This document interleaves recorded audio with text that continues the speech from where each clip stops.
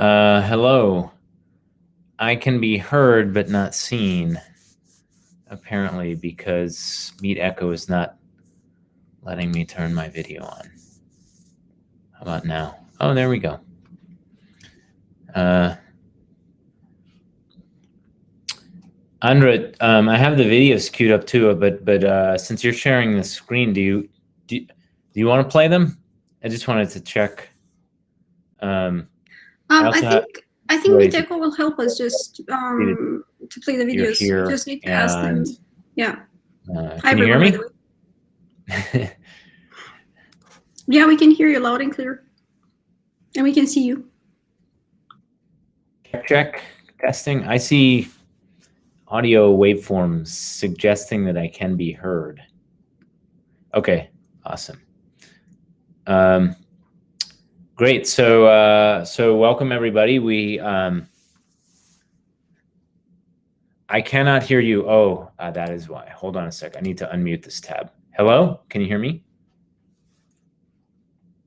Hi again. Yes, we can hear you. Oh, now. perfect. Can you hear us? Yeah, I was muting myself.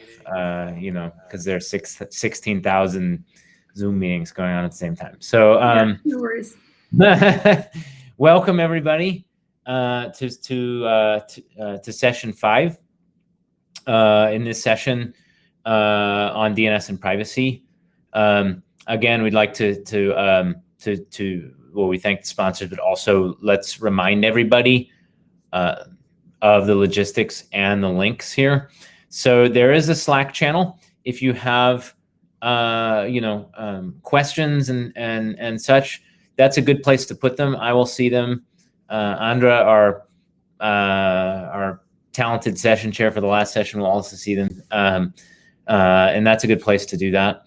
The URL here for your convenience, where you can access the program, the papers, and also the videos that you're about to see, are all on the program website. Thanks to Colin Perkins, who's also here. Great, thank you for putting everything up. So you can watch those again if there's something you really liked. And then also, if the papers themselves are also available in the ACM digital library for your viewing pleasure. If for some reason you want to follow up and read the papers, they're all available there. As a reminder, all these sessions are recorded, and the recordings will be available on YouTube after the workshop. So looking forward to an exciting session. Okay, yeah, a couple more points here. The videos that the presentations that we're about to see are pre-recorded, so we'll take questions at the end in a 5-minute slot. And then at the end of each session, we've got a 2-hour slot, but each session runs an hour. So we're going to end each of these sessions with a 15-minute panel for Q&A for all the authors presenting in the session. Our rationale for that was we thought it'd be a little bit more lively than just a presentation of back and forth with a single author. So we organize things thematically. So hopefully we'll have a fun discussion on DNS privacy towards the end of the session. Just some Meet Echo stuff. To ask a question, just enter the queue, the mic and hand logo, and then I will call you out and enable the audio. And if you need more information on how to use Meet Echo, there it is. Next slide. Yep. So here we are, session 5, and our first presentation will be from Austin Hounsel. Austin, I see you're here. Long time no chat, Austin. And not only am I the session chair, I'm also a co-author on this paper. So, so no hard questions, right? No. But Austin, we're going to play the video now, so we can cue that up. So we can ask the Meet Echo folks, wherever they are, to play Encryption Without Centralization. Thanks.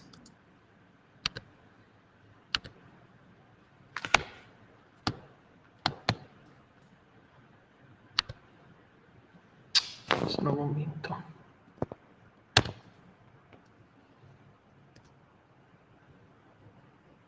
Hi, my name is Austin Hounsel, and I'm a PhD student at Princeton University.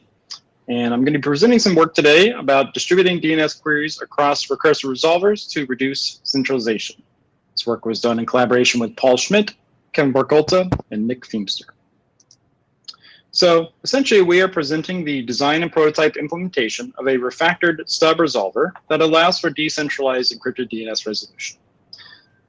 We then perform a preliminary evaluation of the stub resolver's performance and utilize a real-world data set to evaluate how various query distribution strategies, such as random, round-robin, and hash-based strategies, affect the amount of queries that are seen by recursive resolvers. So as we know, DNS privacy has become a significant concern within the past few years. We know that on-path network observers can infer which websites you're visiting by looking at your plain text DNS queries. This kind of interference can occur within governments or in coffee shop networks, and etc. So two protocols have been proposed to encrypt DNS traffic. One is DNS over TLS or DOT, and the other is DNS over HTTPS or DO. And we're seeing that increasingly DO is being rolled out by various browser vendors and other software developers. In fact, we're seeing that Firefox now uses DO as the default DNS protocol for US users, which, encryption is a great thing. It's great that encrypted DNS is being increasingly deployed. However, with it, some users are growing concerned about ways in which the DNS may be centralized into a handful of large operators.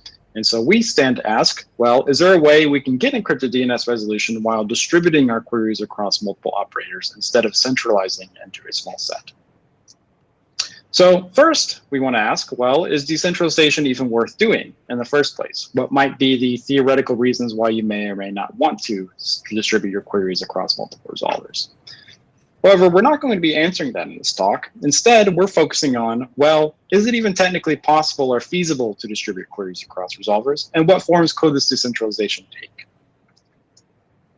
So the architecture we have in mind goes something like this. In step one, the stub resolver discovers various upstream resolvers that support DO, along with the characteristics of these resolvers, such as geographic location. The user can specify these requirements, such as within a configuration file, and then the stub resolver then selects of this pool a set of DO resolvers that match the characteristics the user desires. The stub resolver then, as it receives queries, distributes them across multiple resolvers according to some user-specified strategy, such as a random model or a round-robin model. To prototype this, we forked DNSCrypt proxy, which supports DO and DNSCrypt, and we added support for the hash and round-robin model, and we also evaluated some existing code that was within the proxy for random query distribution. We evaluated the performance of this. We note that the proxy can not only run on host devices, but also on routers, and so maybe it will support distributing queries for a given strategy for an entire local network. So this is just a quick example of what it looks like to use a hash-based model that we implemented. So for example, if the stub resolver sends out a query for example.com, or receives it rather, it may then forward it to Cloudflare's upstream DO resolver based on hashing of the second level domain name. For images.example.com, it would also get hashed to Cloudflare's resolver because it shares the same second level domain name with example.com. Similarly, New York Times might get mapped to Google. And then if the client queries it again, it gets mapped to Google once again, same domain name. And then the Washington Post goes to Quad 9. So we're seeing that the DNS queries are no longer just going to a single DO resolver, but being distributed across multiple of them. Similarly, the round-robin model behaves as you might expect. First query goes to the first resolver, second query goes to the second resolver, third to the third, and so on and so forth. And lastly, in the random model, also might behave as you might expect. The queries go to various resolvers without a particular order. So we wanted to evaluate these strategies and see what's the effect of a stub resolver that implements these strategies on both page load times, Cdn localization, and the percentage of unique domain names that are seen by various resolvers from each client. So we're going to be answering these questions in turn. So first we turn to Cdn localization, right? And what we're particularly concerned about here is what is the effect of using various recursive resolvers on how far away the CDN content is that you resolve, right? So if we look at this figure, which is a CDF of TCP and TLS setup times for CDN content, we can read the legend in this way. If you look at the Cloudflare-Google line, what we're seeing there is that this is the CDF of TCP and TLS setup times when you use Cloudflare's DO resolver to resolve Google CDN content. And essentially what we're seeing here is that there really isn't too much of a difference that's being made in terms of using one particular resolver to host, to resolve CDN content. In other words, you could use Cloudflare's resolver and get Google content just fine, just as you can use Google's resolver to get Cloudflare content just fine.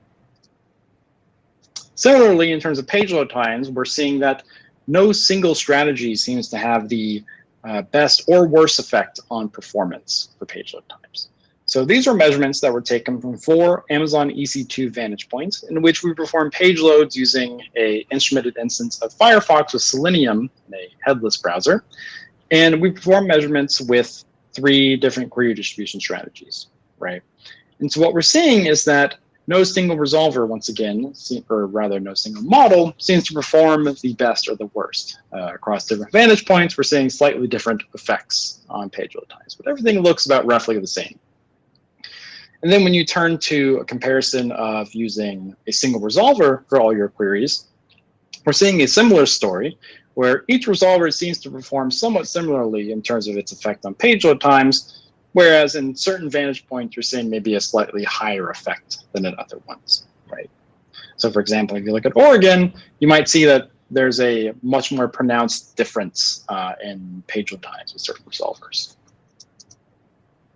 And then lastly, we look at the effect of how many unique domain names are seen by DNS resolvers whenever you use query distribution strategies, right? So we utilized a real-world data set from Allman et al. Of 100 homes in Cleveland, Ohio that were connected to a fiber-to-the-home network.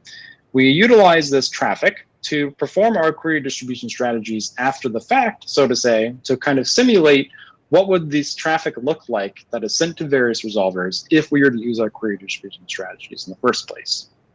And so what we're seeing here, if you look at figure A with the hash distribution strategy, is that if you use 2 resolvers, 4 resolvers, or 6 resolvers, there's a kind of flat line in terms of how many unique domain names from a given client's queries are seen by various resolvers on average, right? And this is fairly intuitive to understand because if you think about it, in a hash-based model, the same queries for the same domain name should always go to the same resolvers. It shouldn't be the case that 2 resolvers ever receive a query for the same domain name. Whereas if you look at the round-robin model, within the first couple of weeks, we see that each resolver starts to gain access to more and more unique domain names from a given client. And this makes sense because the round-robin model doesn't have a fixed mapping between domain names and resolvers.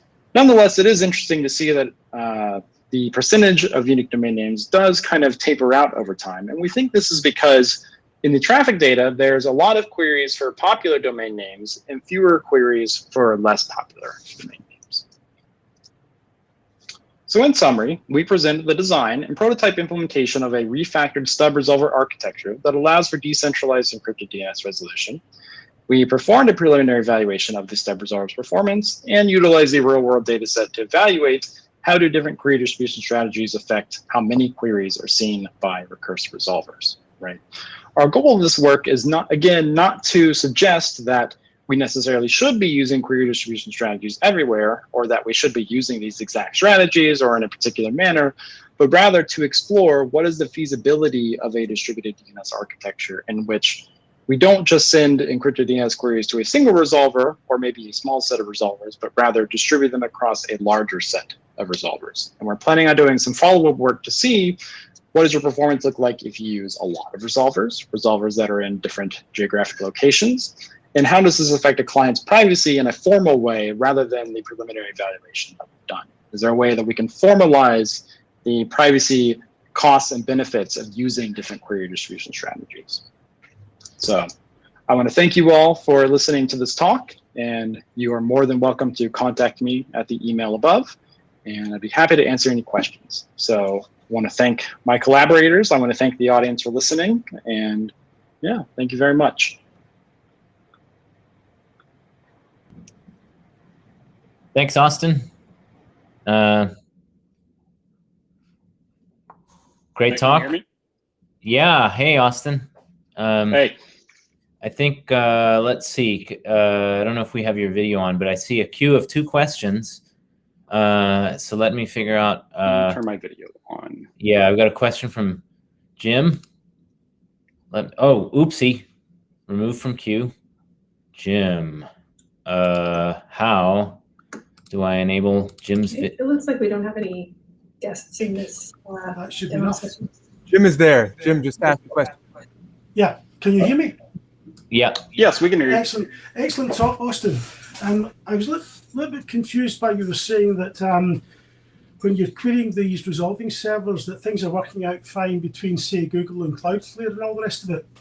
If I understand correctly, the Cloudflare resolver service doesn't implement ECN, client subnet.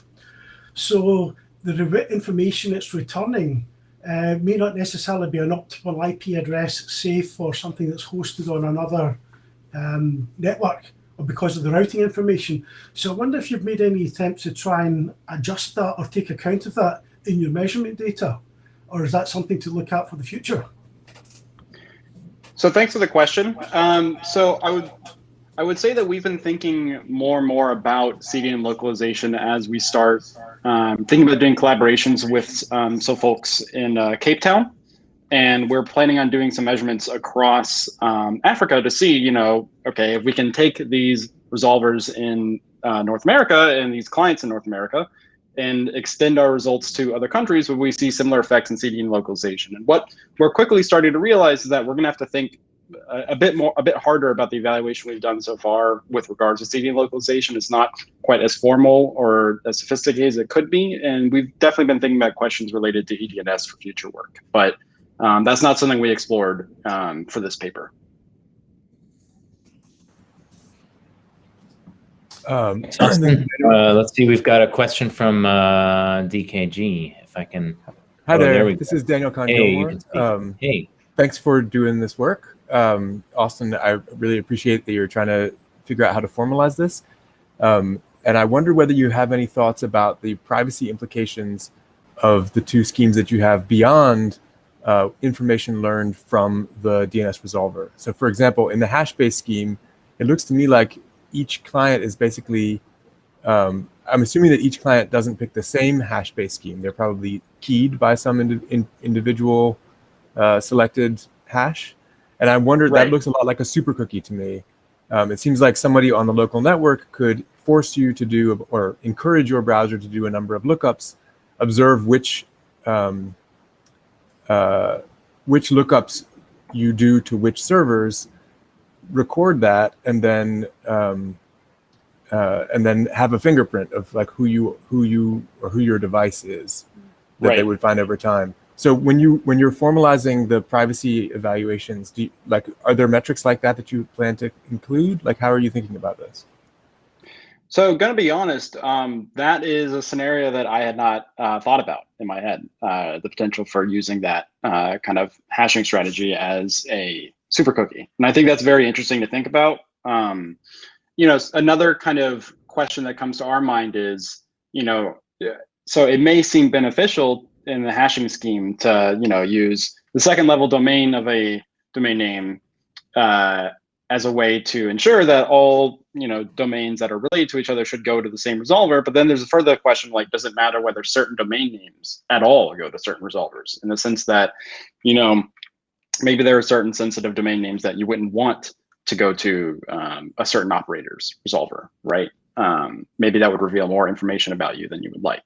So there's also a question of, you know, is there a way that the client could provide some kind of a preference about resolvers that it might wish to use to avoid certain ISPs, to avoid certain geographic locations? And, you know, there's a lot of considerations beyond just, you know, okay, how many resolvers do you use, or which resolvers, but also at what locations, across which ISPs, you know, if they're ISP operator resolvers, maybe you wish to use them or not. So those are also considerations we're thinking about. But I guess to answer your question directly, I had not thought about that scenario that you brought up, and that's definitely something to write down as we start thinking about formalizing this for future work. So I really appreciate that question.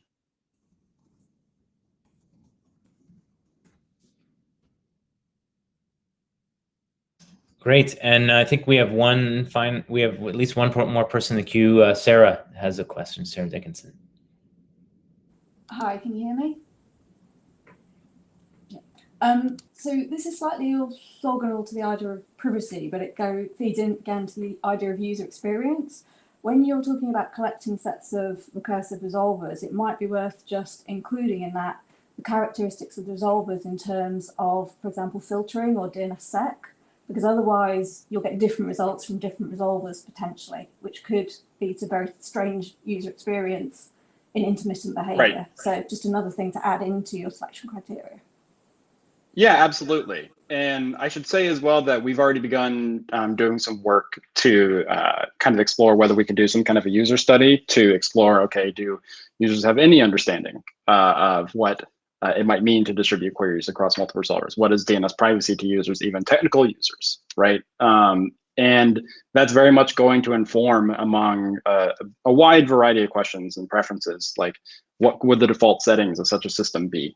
It's something that, you know, we frankly, like, we're kind of hesitant to provide any kind of an answer for at first. Like, you know, we don't, maybe there shouldn't be a default strategy, but, you know, in terms of user experience, users probably do need some kind of default, that they're not going to set it themselves. And it's not immediately clear to us whether one strategy is better than another, whether or not, you know, some users may want filtering resolvers or not, in terms of, like, you know, if I'm a parent in a household, you know, would I want a filtering resolver versus if I'm somebody that is not a parent, maybe I don't want a filtering resolver at all. And how do you make these kind of default decisions for users without trying to make them get bogged down too much in the details? And so that's definitely a consideration that comes to mind, especially as we look at various lists of DOE resolvers out there. Like, I think DNSCrypt has one on their GitHub page. And I think in one of the columns, they indicate whether or not it's a filtering resolver or not. And that was something that came to our mind, is like, well, yeah, like, you know, if we're going to be doing measurements across many resolvers, you know, we got to be sure that we're going to get the answers that we're going to expect just from a scientific perspective. So that's definitely a consideration we've thought about.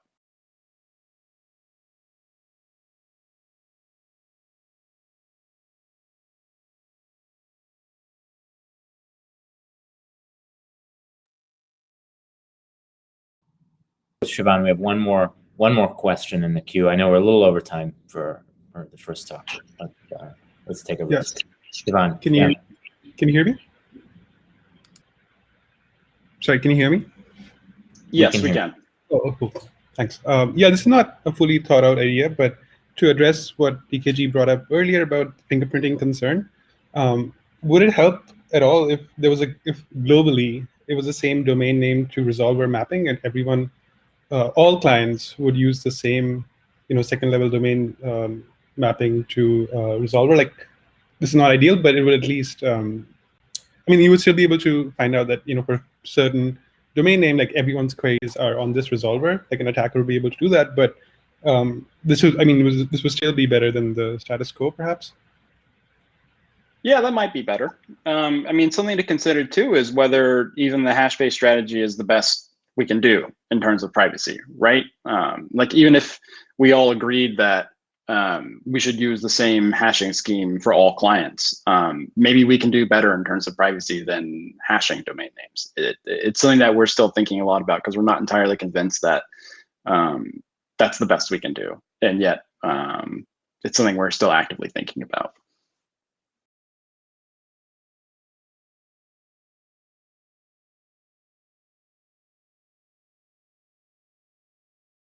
Thanks, Austin.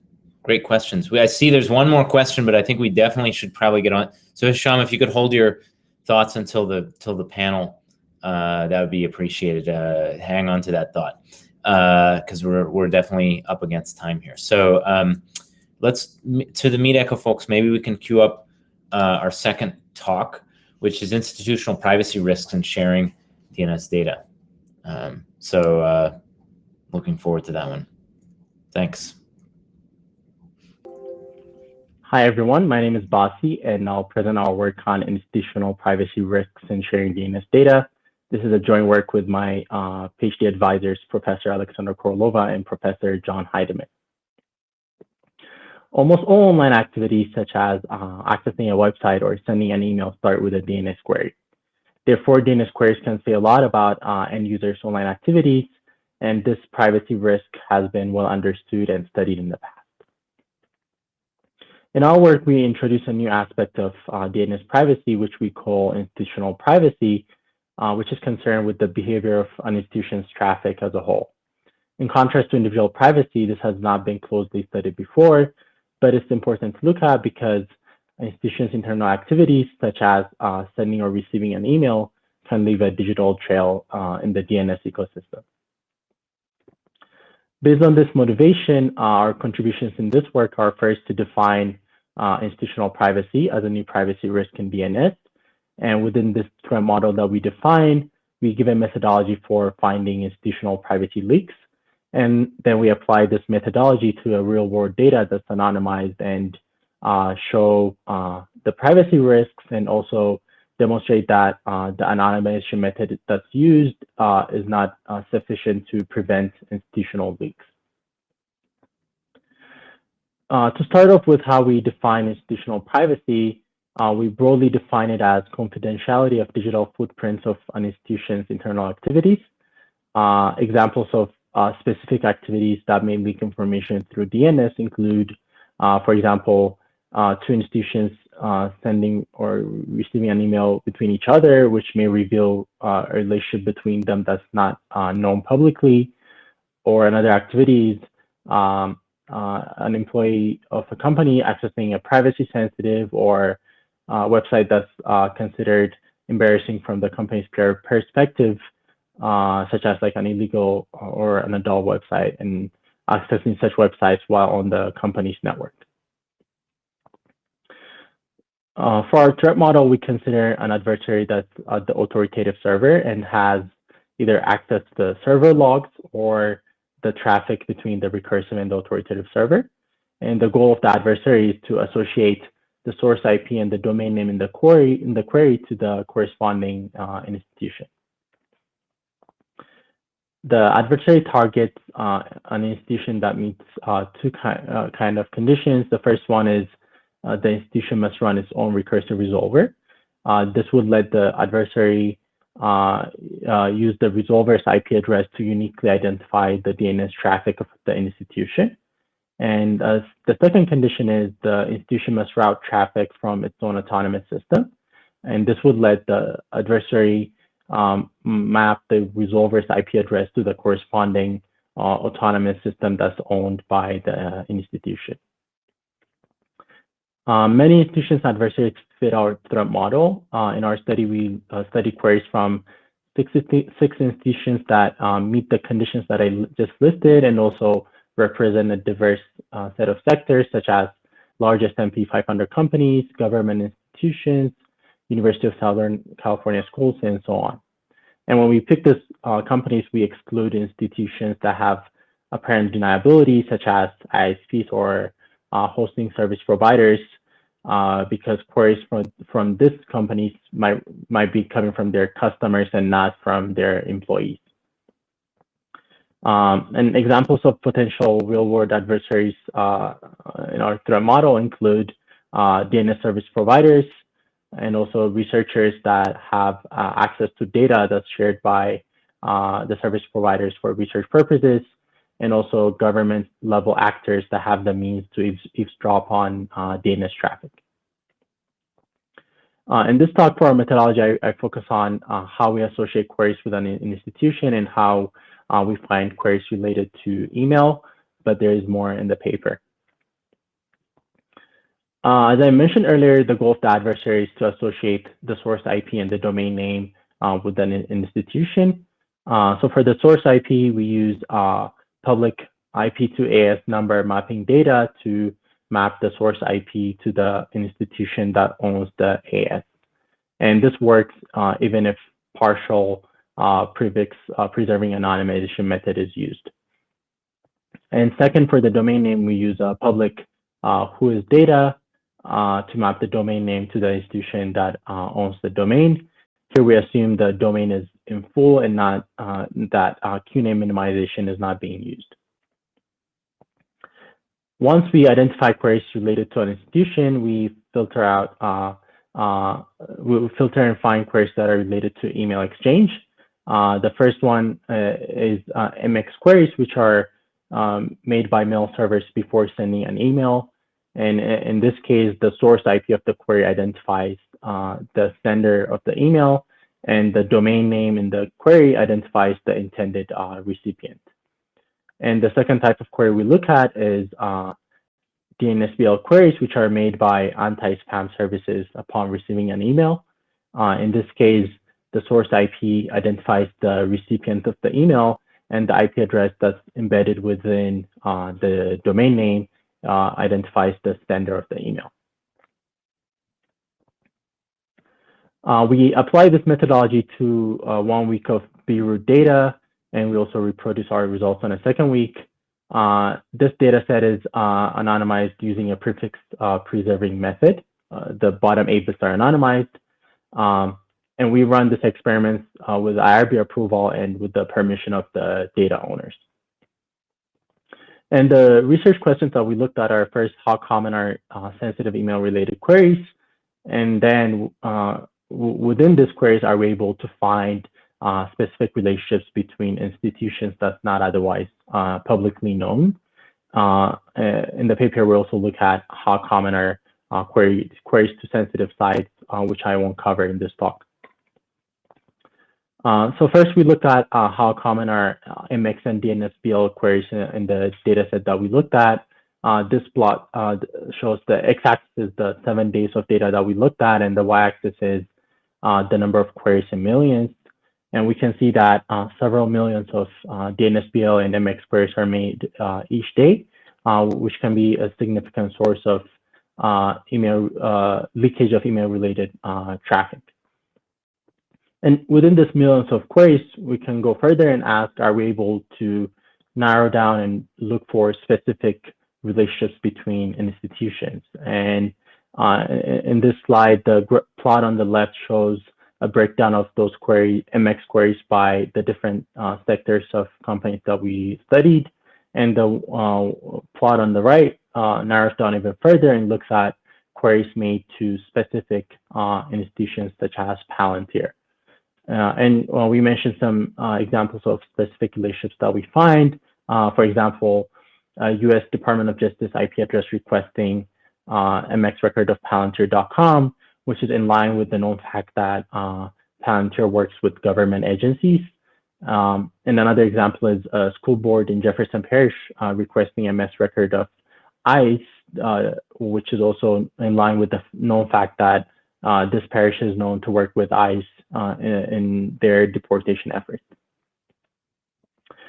We show these examples just based on 1 week of data, but we expect a more dedicated adversary that can look at a longer duration of traffic to find even more institutional privacy violations.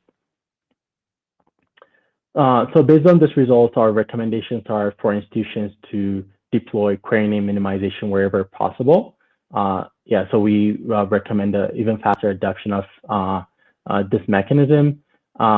Another option is to use a mechanism called local root, which caches the root zone locally so that the recursive resolver does not have to make queries to the root server.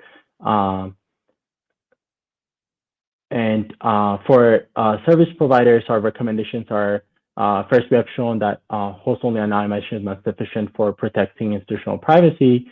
So we recommend service providers to put legal constraints when sharing DNS data, and for the case of wider sharing where that's not possible, that they look into more rigorous privacy preserving data sharing approaches.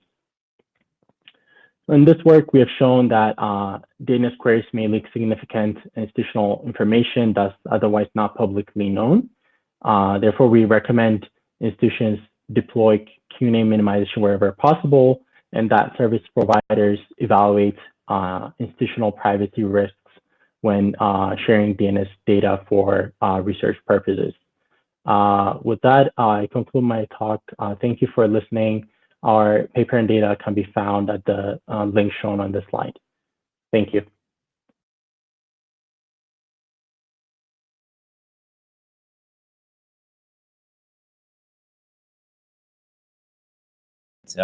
Thanks so much. Waiting to see. Oh, good. We've got Hisham in the question queue. Hisham, I'll remove you and hopefully you can speak up.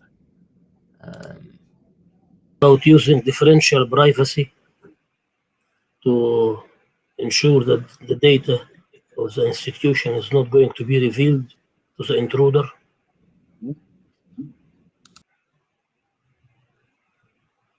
I think maybe the first part of the question was cut off a little bit. Maybe have you thought about using differential privacy to protect the privacy of the institution, so that the intruder doesn't know who's which institution this query is coming from?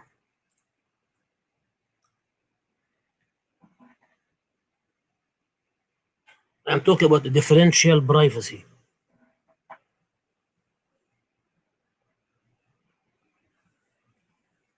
Basi, can you hear the question? Questions about, like, have you considered the use of differential privacy to essentially make it more practical or possible to share some of this data across institutions? I think yeah, exactly.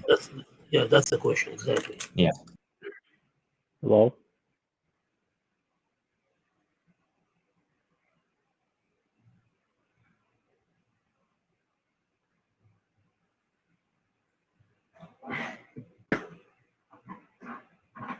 Maybe we're having a little bit of AV problems. Basi, can you hear us? Seems okay. Maybe okay, I think I can hear you now. Hi, Basi. Yeah. Hi. Heard the question, right? Sorry, I think I missed the question. Okay, let me restate it. Can you hear me now? Yes.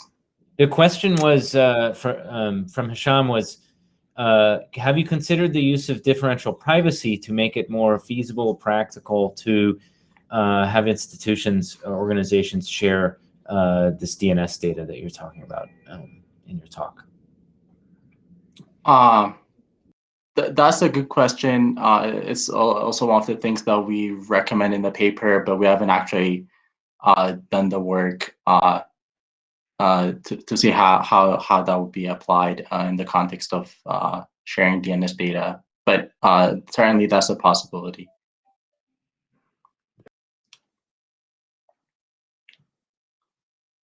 Hey, thanks, Hisham, for the good question. Yeah.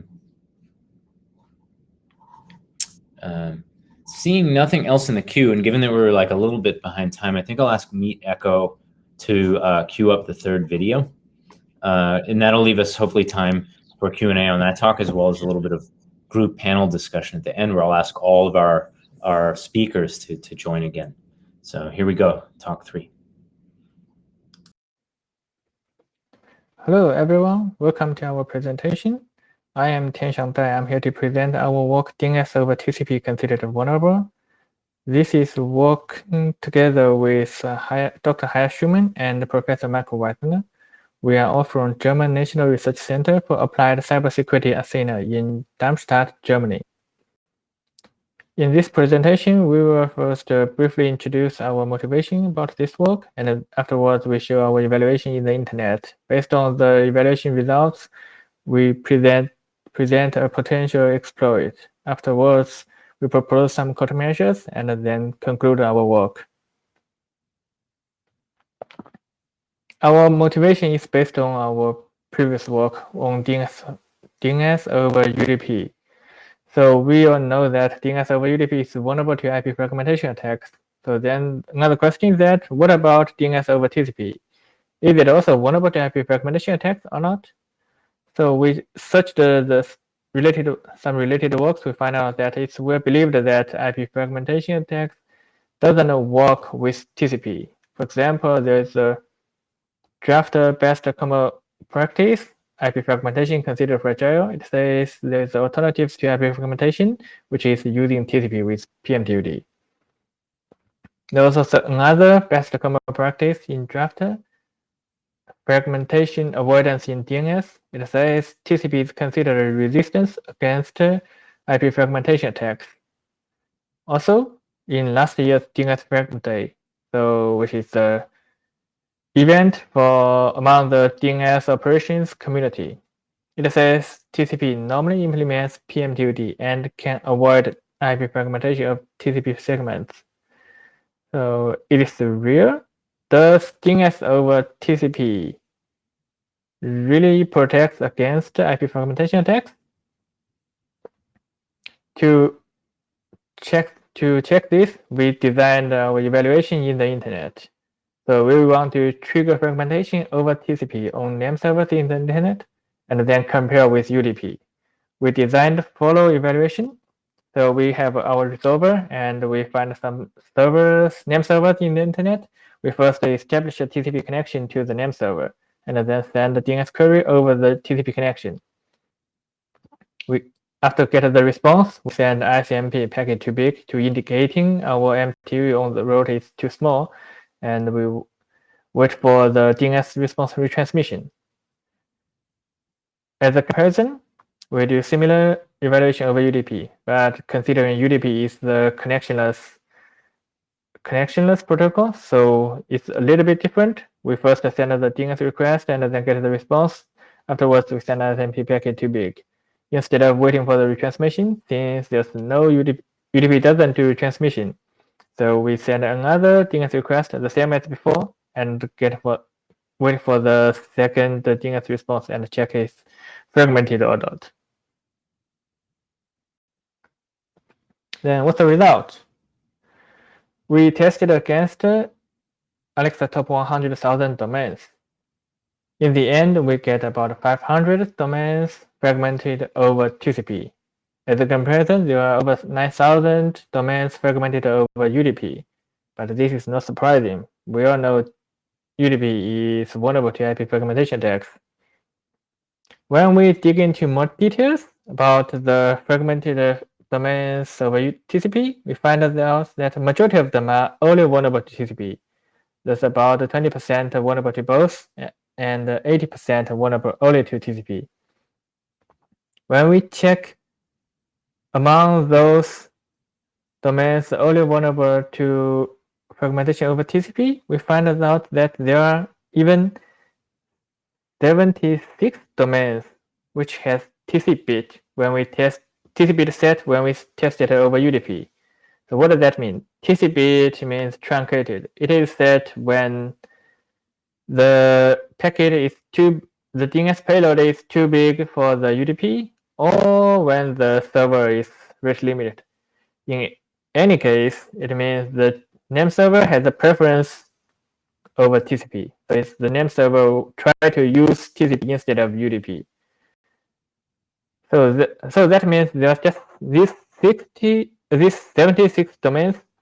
They try to use TCP, which the name server thought is better, but actually it's vulnerable to IP fragmentation attacks, so which make it worse. So we also find out that TCP tends to get smaller fragments than UDP. We find that there are about 40% domains which fragments over TCP. They have fragments smaller than 290. While over UDP, there are about over 90% domains has fragments over 540. So what does this mean? Smaller fragments means more payloads are in the second fragment or other fragments. So that means more payloads are injectable. So this is resulting in stronger exploits, which makes things worse. Based on our previous evaluation, we proposed a potential exploit. So as we presented here, this is the example of a fragmented DNS packet over TCP. So the packet above is the first fragment, the packet in the bottom is the second fragment. So we can inject a malicious payload into DNS via IP fragmentation over TCP. So as we know, so the original DNS cache poisoning is using flooding to bypass the DNS challenge, which is the DNS the DNS transaction ID. It's the 16-bit. It can be easily flooded.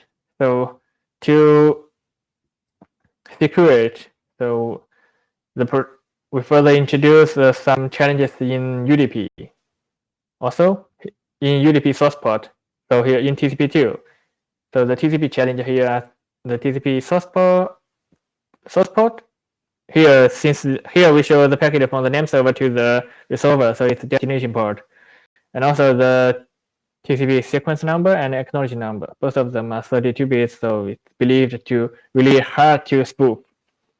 But as we can see, both of these challenges, the TCP challenge and the DNS challenge, they are in the first fragment. So that means if we can trigger fragmentation, we don't need to take care of them. They're in the first fragment. We only need to spoof the second fragment. But when we try to spoof the second fragment, we only need to take care of the IP challenge, which is the IP ID. There are many works about make use of IP IDs. We did. I wouldn't dig into details here, but we did a quick check. We find out that there are even 2,000 domains with still using globally sequential IP IDs for TCP. That means they use the global counter for all the TCP connections. So that means the attacker can just using a second machine to probe the IP IDs and do a just simple linear regression, and then he can easily guess the IP ID, which makes the exploit really workable. So what are the countermeasures? We propose countermeasures in different layers. For example, for IP, the easy dirty way is just to filter the fragments, or just filter the small fragments like Google do. Google filter all the small fragments smaller than 500, so which make it less vulnerable. But sometimes to filter the fragment will make the network down or doesn't work well. So another way is just to randomize the IP IDs to make it hard to spoof. But still, sometimes it's still vulnerable to some side channel attacks like before. Another way is to disable PMTUD in TCP layer. So their research works find out that PMTUD is not really useful. So we can just disable it, and thus we can just filter as Mpeg too big. Another way to countermeasure these attacks is to enable DNSSEC, because DNSSEC is like final solution to all DNS cache poison attacks. But we just need to make sure that DNSSEC is configured properly. There are a few other works about DNS misconfigurations, which make it even vulnerable when DNSSEC is enabled. So make sure. Then our conclusions. We find out that DNS over TCP is still vulnerable to IP fragmentation attacks, and we also doubt that if it's really good to recommend using TCP to avoid fragmentation. That's it. Thank you so much.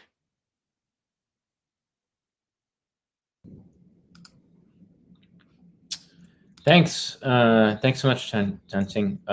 Do we have questions? I think, yeah, I see Chan-Chang online here to take questions. If we have any questions for the speaker, now is a good time to hop in the queue. Thanks for joining us, by the way. I'm sure it looks like it's a very late hour for you. Yeah. I see Mark Andrews in the queue. Mark, do you want to have a question? You want to ask a question? Oh, Mark, you're up. Oh, I probably have to remove from queue. Let's do it. DNS cookies as a client using DNS cookies to see whether they were actually infectable. And the second question is, have you looked at the proposed well-known TSIG as a protection mechanisms? There's a draft from 2019 about that in my name as well. As a countermeasure. Sorry, I didn't get the second question clearly. There's a using a well-known TSIG shared secret is one possible countermeasure. In other words, using TSIG for every DNS transaction, using a well-known shared secret is also a countermeasure which is theoretically doable at the DNS server level, at the DNS level. And the other question was, did you actually try do an evaluation against a client server pair which support DNS cookie to see how that went in terms of trying to do a injection with that active? Yeah, for the first question about DNS cookie, so we didn't check that, but DNS cookie is used to protect against the DNS cache poisoning. So that works if only concerning DNS cache poisoning. But another issue is about the IP fragmentation attack. It allows general denial of service. For example, even if you can't inject something in the payload, you can still just send some useless second fragment just to disable the DNS response to cause denial of service. Another question about the shared secret. I don't really understand this. I see a question from Puneet here, or Puneet's in queue. Let me take Puneet out of queue.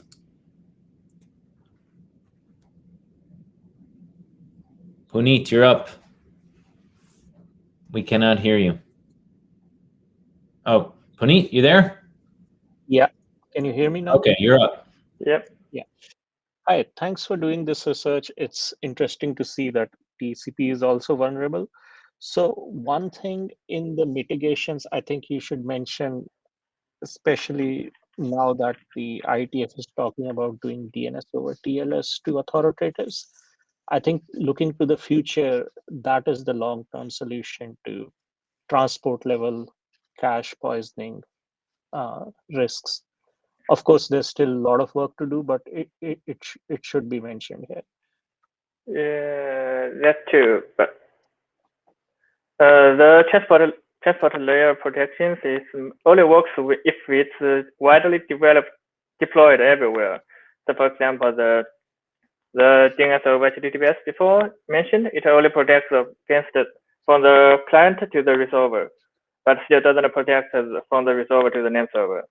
So if you really want to using the transport layer protection protocols, it must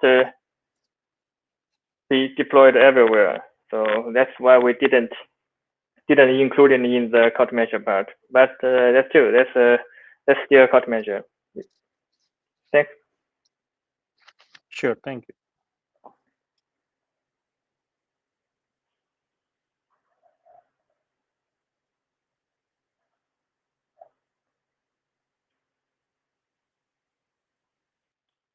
Nick, we cannot hear you. You're muted. Sorry.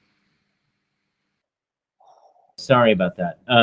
We got about 6 minutes to go. I see Peter in queue, but I think let's take Peter's question if it's for Chunsheng. But let me invite our previous two speakers back on stage, if you will, so that we can have a more general discussion about these three papers. Let's see, Peter, you're up. Hello. I believe you said in the chat that when you cause a TCP server to fragment, that they stop setting the DF bit, right? Yeah. So would you suggest as a mitigation that resolvers do not accept packets, TCP packets, that do not have the DF bit set?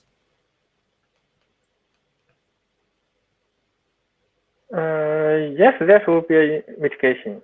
Yeah. It's like quick dirty mitigation. Okay, but thank you. It's only for TCP packet, for DNS over TCP, or only for all the TCP packets? Yes, although there's a draft in IETF right now that suggests that UDP senders should also set DF. But Yeah. that's a different But topic. that will be tricky since some routers on the road will still fragment UDP packet. But for TCP, Yeah. since there's the PMPUD, it will using segment MS field to make the packet smaller. So it may work exactly. with TCP. For UDP, maybe not. Yeah. They should resegment and not fragment. I agree. Yeah, Thank that you. too. Yeah, you're welcome.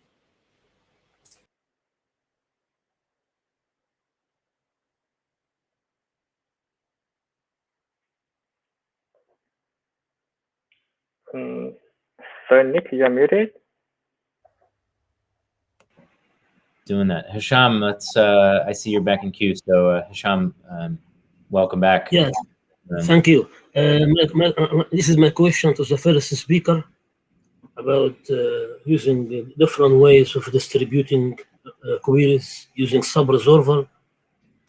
I was thinking if it happens using either round robin or random or whatever, or hashing, you may end up sending many queries to one DNS resolver, and if it gets very busy, it might not be even, you might bring it to grinding halt, might not even be able to respond to anything. So maybe another scheme is to measure the load on a given resolver before you send the query to it. And if it is very loaded, maybe you can consider sending it to somebody else.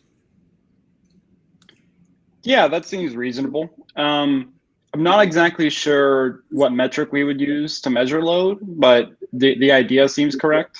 I mean, something else that we experienced actually as we were testing the software is that from a UX perspective, in general with these strategies, there may be some scenarios where if a resolver goes down, a user may be able to use certain websites, but not others.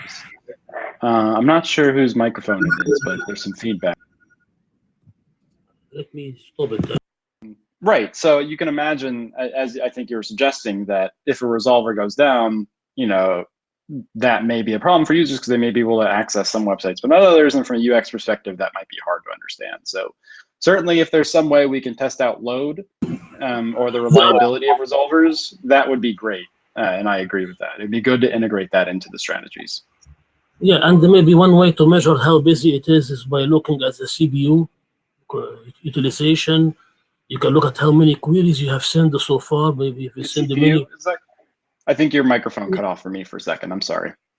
Yeah, so there are different ways to measure how busy a given resolver is by, for example, measuring the CPU utilization. You can also say, you can count the number of queries you send to a given resolver, and if there are so many of them that has been sent to it, you can guess it is being very busy and has more loads than others, things like that. Mm-hmm. Yeah, that's helpful. Yeah, we did something similar for load balancing in when you have many servers and you would like to load balance the traffic to them. We have ways to make sure you distribute the traffic fairly in such a manner to optimize the performance of the whole system. Right, and that would seem particularly relevant for the random model if that was something we wanted to use, right? Because you wouldn't want to accidentally use a resolver for many different queries that is under high load, as you suggested. Yes, yeah, it can fit the random model, you're right. Thank you.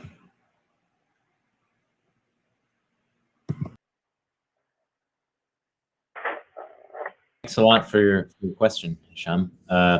There's certainly a lot of interest. I don't see too many other questions in the queue. Let me sort of since we have a panel here, let me sort of pose one question. I think it kind of maybe relates to the first two talks a little bit more, but even in the case of Austin, your proposed solution, there's still a proxy that gets to see some of the traffic, right, before it's still encrypted. And so you're kind of moving encryption from the browser into, a different place in the network.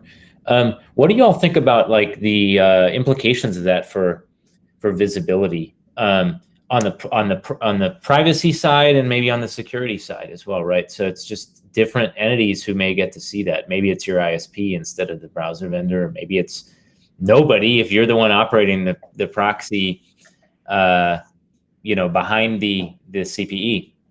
So there's a bunch of different ways that could go. But that affects privacy. It also affects the sharing discussion, I think, from the second talk. What are people's thoughts on that?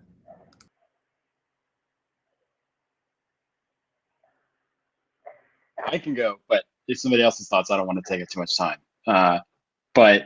One thing that you and I have talked about, Nick, is particularly related to, if you're an enterprise, you want to be able to, there might be some legitimate reasons why you might want to see the queries that are being sent on the network. And if you're moving, this is just, I guess, true of just using encrypted DNS in general, but the more it's deployed, they may have less visibility into that. And so one thing that you might want to factor in for a query distribution strategy is, if there are certain domain names that are supposed to go to a split horizon resolver, then you might need to integrate that into your strategy somehow, whether it's in some kind of a preference box. You might imagine in the application that runs the resolver, you might be able to indicate like, force these domain names to go to these resolvers, and the user might be able to specify that. And so then from a visibility perspective, the enterprise might be able to run their own encrypted resolver and still be able to see the queries that they need to see in a certain sense, right? Like they may still wish to have access to all queries in order to look for command and control, et cetera. But still, at least in one particular use case, you might imagine being able to say, for these particular domain names, ensure that they go to this enterprise, split horizon resolver. That's one thing you might want to integrate in terms of visibility.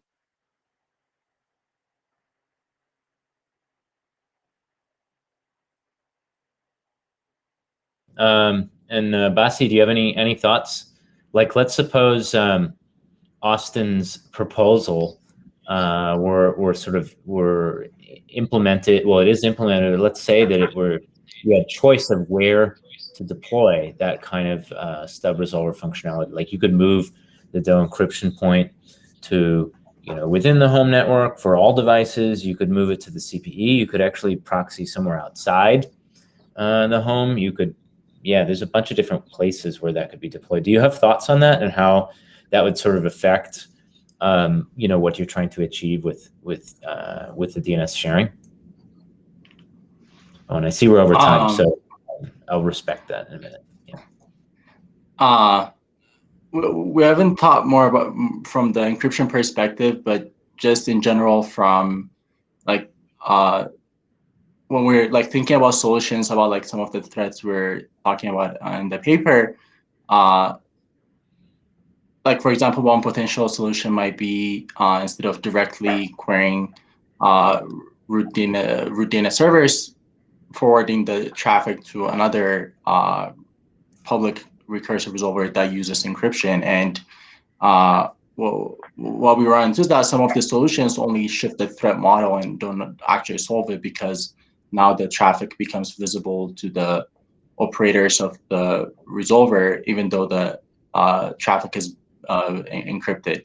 So the data still leaks. The data stored in the server still leaks the information. So any solution that we consider needs to take these factors into account as well.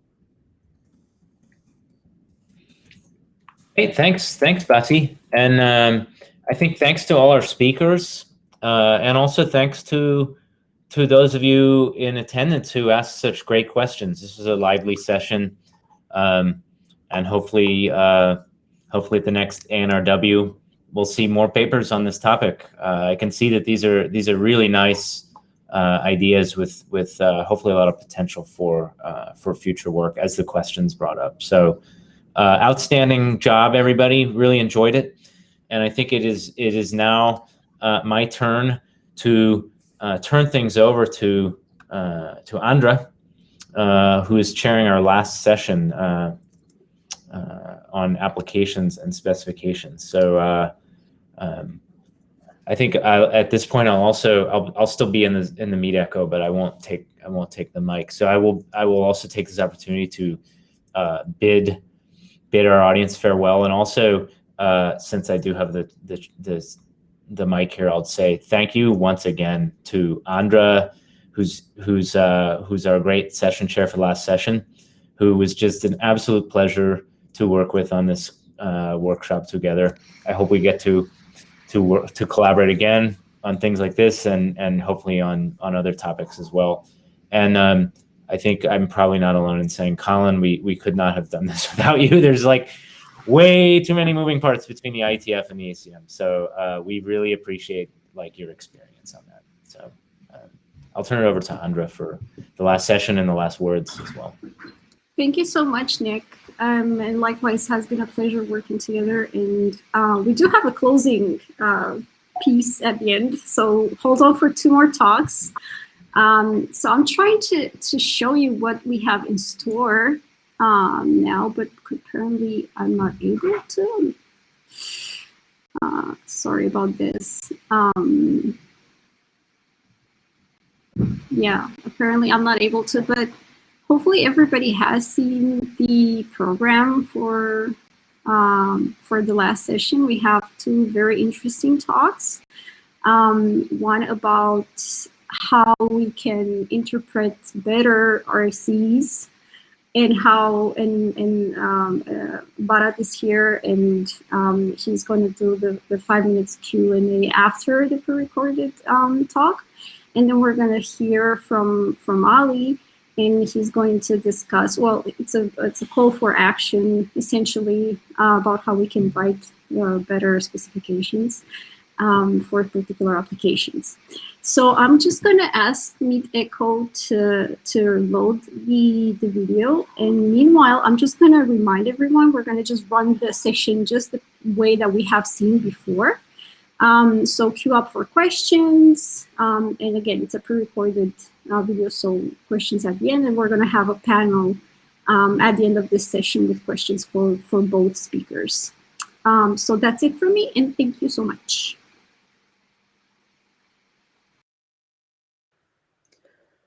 Hi there. I'd like to tell you about tools for disambiguating RFCs. This is work led by our grad student, Jane Yen, along with Ramesh Govindan and myself, Bharat Raghavan at USC.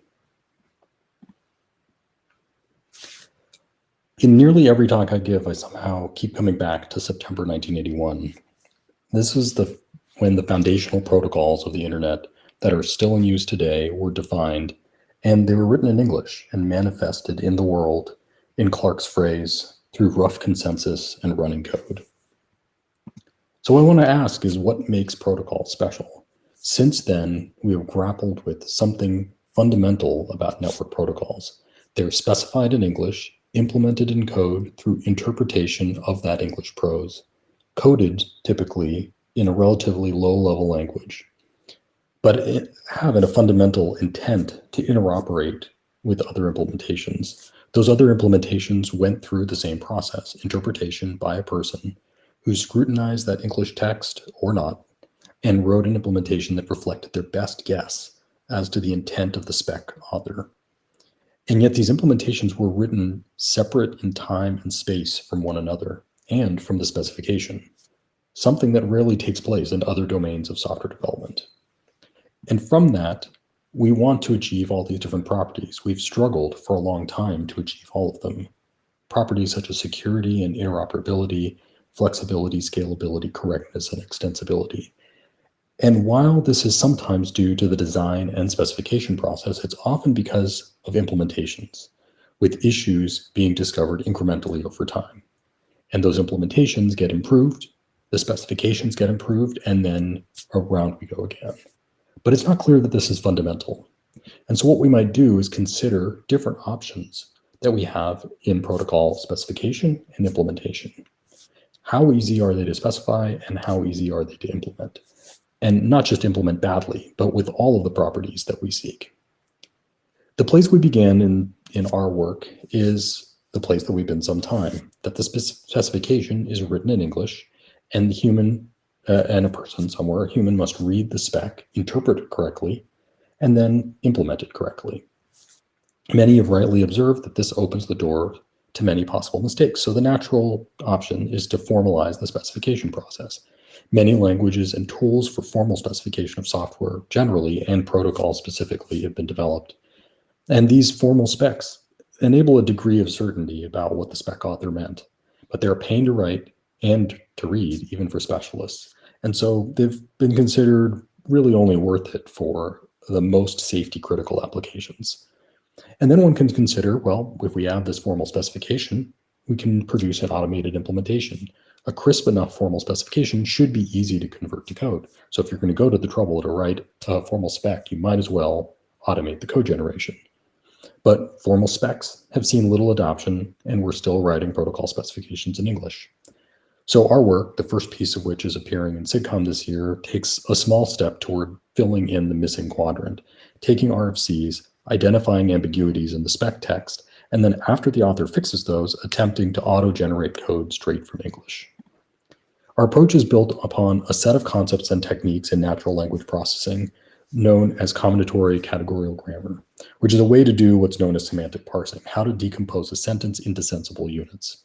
Now, we're not natural language processing experts, we're networking people, so really what we wanted to do is take these techniques that have been developed in NLP and apply them to this context.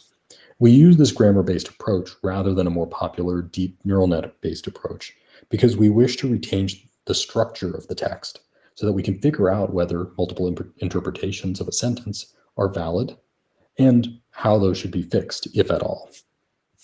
So what kind of text are we talking about? Well, we want to be able to process excellent chunks of text like this. Or this.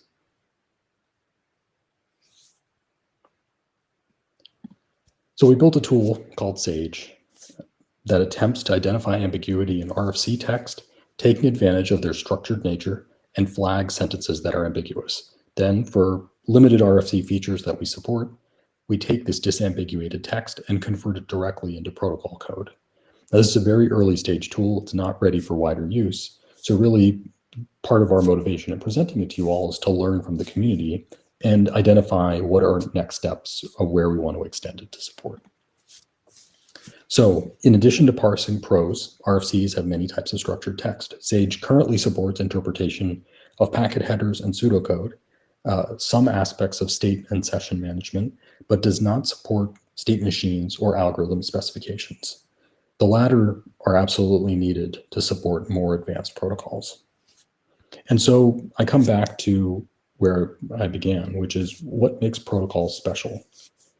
They're essential to everything we do today and have to work in contexts far outside their original intention. However, because as a community, there exist standardized practices for the development of RFCs, what I'd like to pose for discussion is how the process for standardizing RFCs might integrate semi-automated tools, like say a future version of Sage, to improve specifications and to produce baseline implementations. Thank you.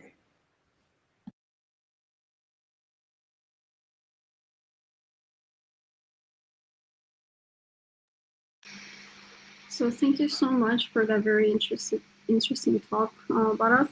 Can you hear us? Yeah, I already see people joining the queue. So, Stephen, would you like to unmute yourself and ask your question?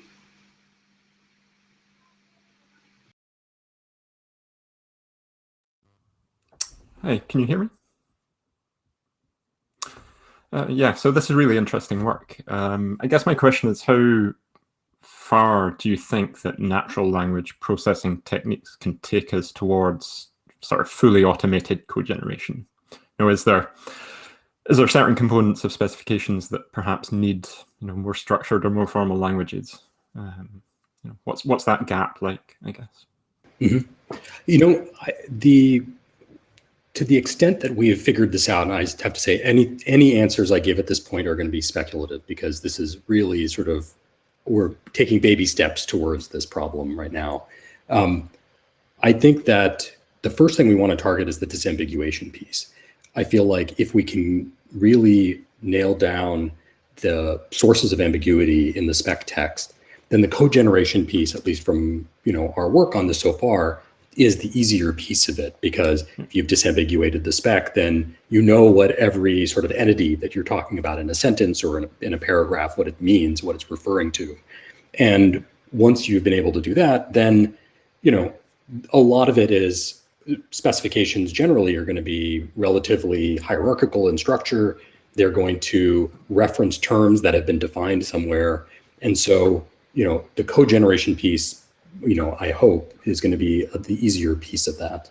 Now, the disambiguation part gets tricky when, you're dealing with references that go way outside of the bounds of a specific spec. So this is one of the pieces where there's a vocabulary piece, which is relatively easy to figure out. In our paper, we talk about, we've just pulled in terminology from a networking textbook so that we knew that these were special terms in networking, right? And so we have sort of domain knowledge. And that's a kind of dictionary that can grow, but it's not going to continue growing forever. There are other pieces which are really about the sentence structure disambiguation. There it gets a little bit trickier. I'm not an NLP expert, so the answer I can give you here is going to be limited. But the way that we've sort of looked at that is, you could think of it initially as a grammar checker. That we have grammar checkers. Google Docs, for example, now does sort of auto grammar checking while you're writing. You could think of that as being an integrated feature. It's not going to give you 100% coverage on day one, but it's going to find, this sentence is ambiguous. Did you refer to the header, or are you referring to a message, or are you referring to, there's terms can be used in multiple ways, and you can have a tool that flags that. And then also the structure of the sentence itself, maybe the noun is missing. A noun is missing, and that leaves out the who it is that's doing something, sending a message, computing some value, so on. So that's sort of the first steps. Maybe, I'm happy to answer follow-up questions if that didn't clarify. No, that was good. Thanks.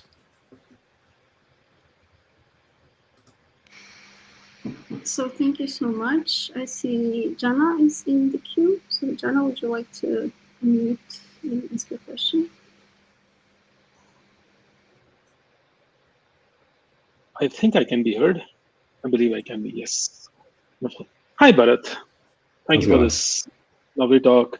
So this is super interesting because clearly you're familiar with the history of this work, and it's like when generally the space that you showed in that graph has been around for a good 25-30 years. And to the point that you were making about IETF specs, one of the interesting things I find about, so I've gotten people write back to me saying the sentence is ambiguous when they try to translate it from English to a different language, because English fundamentally has some ambiguities which some other languages don't in some particular cases. And so when translating, they need to figure out whether I'm talking about the subject or what does the pronoun, what do things refer to, and doing that you encounter some basic pieces of ambiguity. So I think that I can understand. But the harder things I have trouble with in ambiguity, and we find this routinely in RFCs, is something that is the way that the text is written. There's a flow and there's context. So any sentence has context coming in before it. So depending on what the building blocks are, and this is what I'm missing in your work at the moment, is how are you building those semantic blocks? Are you using semantic blocks? You said you're not doing state machine generation. I get that. But just in terms of the language itself, are you doing some sort of, I don't know, I mean, I'm thinking about, the tools that are used for building summaries, for example, which do semantic block building and things like that. Are you trying to perhaps generate a summary of some pieces of this? How far do you think you can go with this? I would love for it to be able to detect ambiguity in text that is beyond just sentences and so on, to actually pull semantics out of it. That's a question.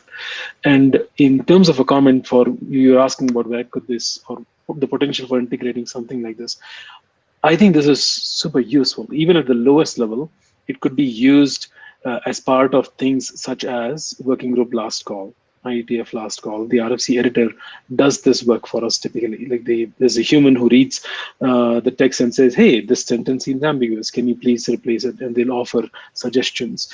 So automation of any and all of those things would be super useful. And I think that the value of automation is in not waiting until later to bring those tools in. You just make it part of a CI for every PR that goes into the draft. When any new language that is introduced goes through this machinery, and then it figures out if there's any ambiguity introduced by it. So there are several places where this can be introduced, and I'd love to see that happen. So yeah, that's all I've got.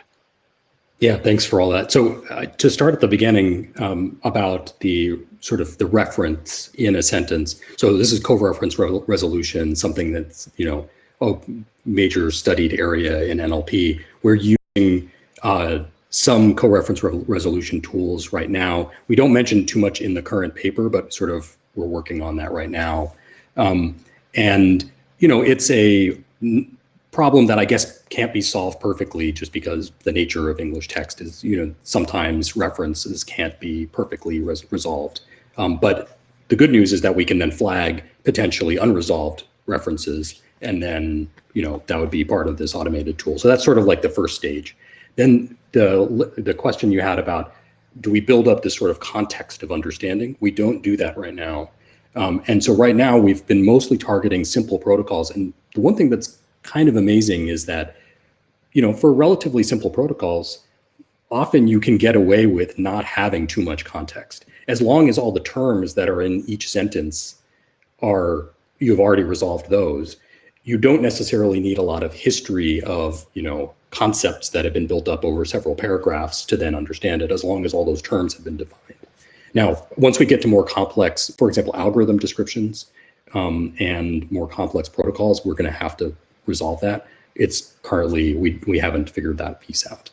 I guess maybe the way that I sometimes think about this is that this will especially be helpful for the long tail of RFCs or IETF drafts out there, which aren't getting as much scrutiny, don't have big working groups with a lot of intense work going on.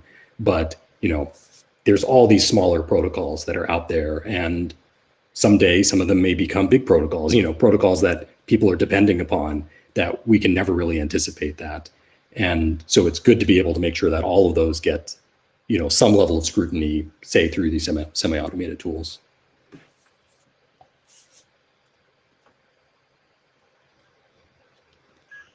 Thank you for that response. I'll make a quick comment before I walk away. Do not disregard the important protocols that are getting a lot of scrutiny, because those ones actually are the ones that need this kind of help more than anything else. What often happens is that you get scrutiny on the ideas, you get scrutiny on various things, you get scrutiny through people doing implementation, but not necessarily on how well the text is written. And that's, I would say that that's still a huge gap in my mind about there's a huge gap between intent of the working group and the text that shows up in the document. That tends to be, and that you rely on just individuals to fill that gap.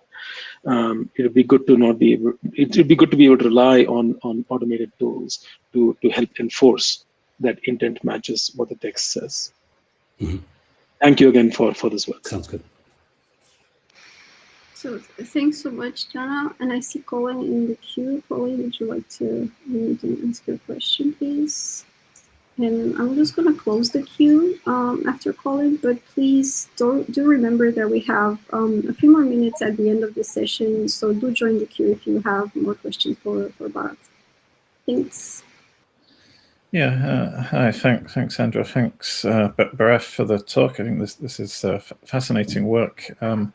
I'd like to sort of echo some of the comments that Jana made. I think we're starting to see a bunch of different tools that people are applying to RFCs and to drafts. I mean, there's your work. We've seen people doing security analysis of similar protocols. I've seen people analyzing state machines. We've done some work modeling protocol data formats. I think one of the challenges is that sort of analysis tends to happen when the RFC is published. And if we can find ways of building these tools early so they can be run routinely on the drafts, I think that would be a really nice way of improving the quality of the specifications before they're published. So I would really encourage you to keep working with the community here to try and integrate this into the draft publication tools and so on. I can introduce you to the tools team and so on if need be. And if we can help out with this sort of work in the IETF, then please do come and talk to me. Thanks. Yeah, thanks. Exactly. We would like to integrate it with the sort of the draft stage rather than it being only, once it's final and published. The good thing is that even at the draft stage, it's just English text. So from the perspective of our tool, it doesn't know any different between the two. It will find ambiguities or not in either form.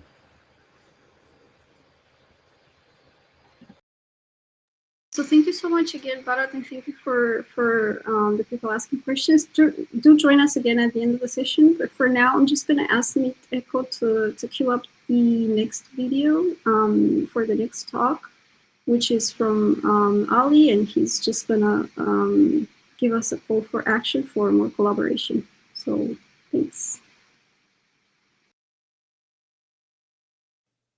Hi everyone, my name is Ali. I'm a computer science professor and I have been working on streaming media since my PhD years.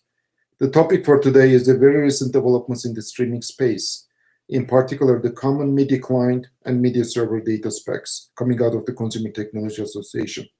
These are the two specs that might have a fundamental impact on media distribution. I will give a brief overview of where we are today, how we got here, and where we go next. Without a doubt, streaming media is a big part of our lives. With more efficient media codecs, faster internet access, streaming any content we want is quite easy today. HTTP played an important role in this too. Back in the day, it all started with progressive download, which allowed us to play the media before having to download the entire media file. With sufficient bandwidth, this was a much better experience over the download and play approach. Following that, with some indexing tricks and the use of byte range requests, seeking in the media timeline was made possible, and servers also got a bit smarter. Yet the most important leap came out about 15 years ago with chunked streaming, which enabled live streaming over HTTP and splicing arbitrary content for things like ad insertion. The natural extension to chunk streaming was to generate multiple versions of the content and offer rate switching capability, in other words, adaptation capability to streaming clients. Today, all major streaming platforms use a flavor of this approach. In a nutshell, we have a source, which is live or on demand, that provides the mezzanine content, which is supposedly the best and most crisp quality that we can offer. The mezzanine stream is fed to an encoder or a transcoder that generates a number of representations according to a pre-selected bitrate ladder, which is a combination of resolution and bitrate pairs. These representations are then packaged into media segments and optionally encrypted, which are then published to the origin server. Through the help of the CDN caches, media segments can be efficiently accessed by the countless streaming clients. Why do we use HTTP? Well, it has all these nice features, works on almost any device, and goes through all the nasty middle boxes without a problem. The CDNs have a huge replication capacity and offer cheap and low latency access to everybody.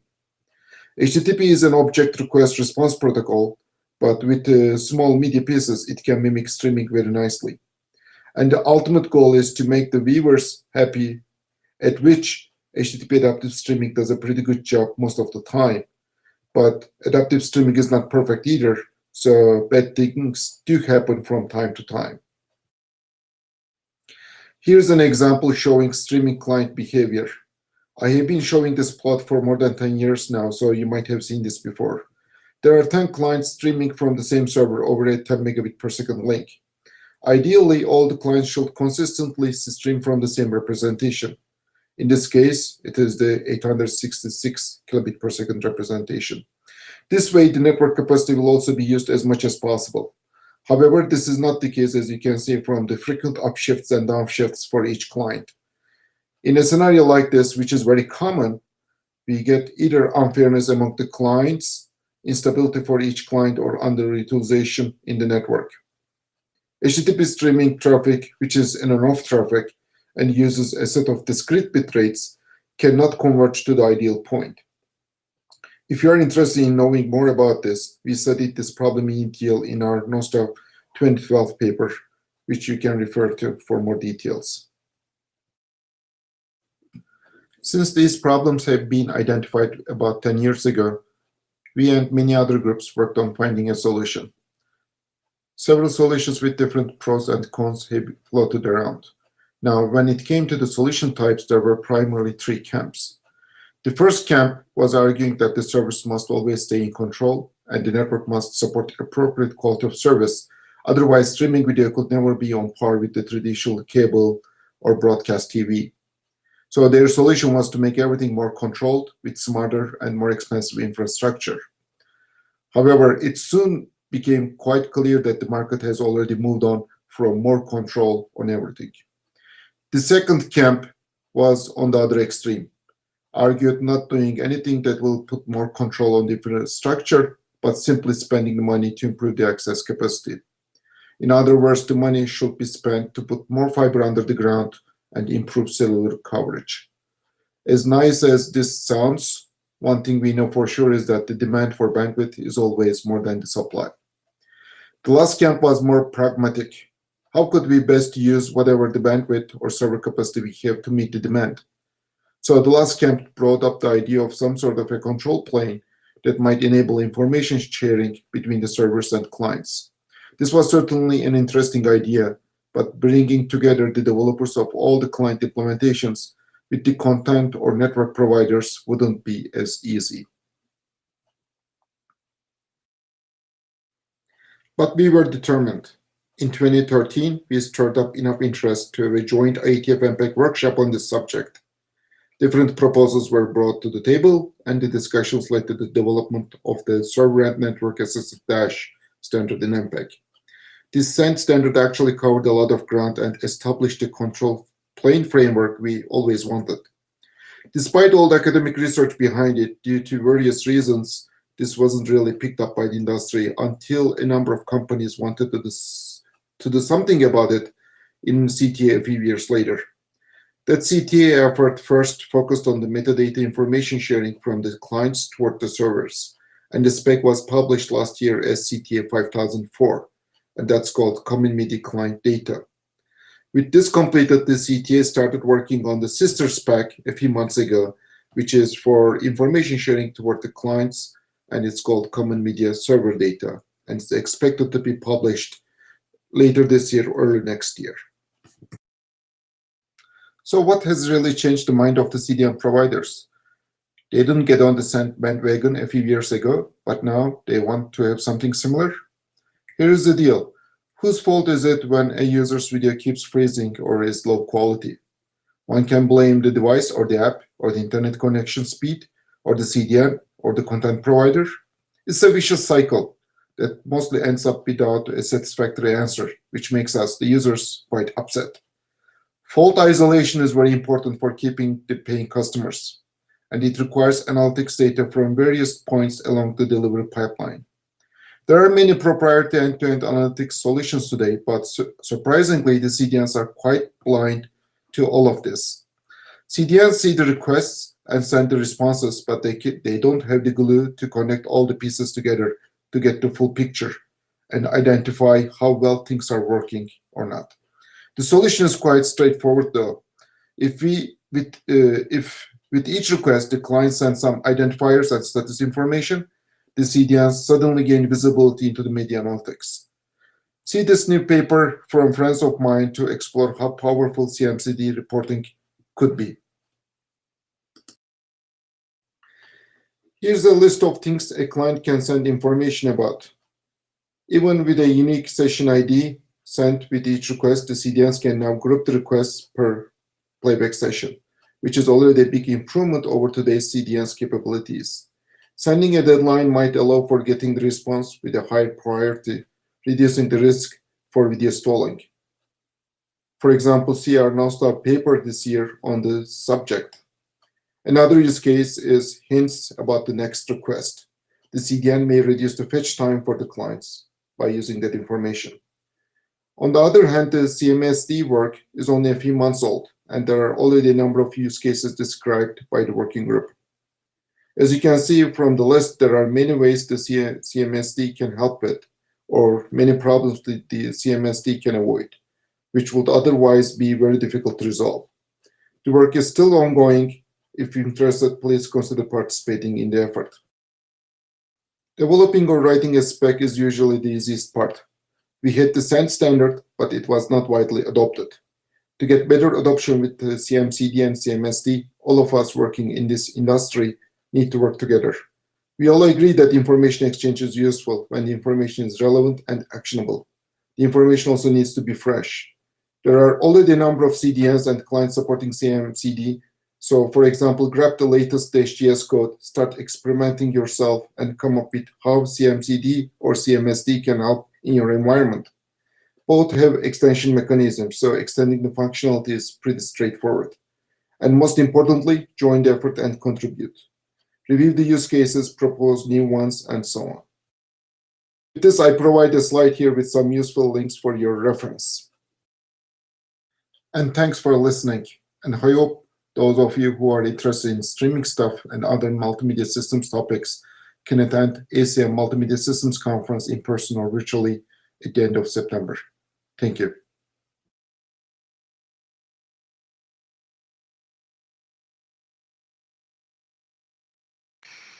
So thank you so much, Ali.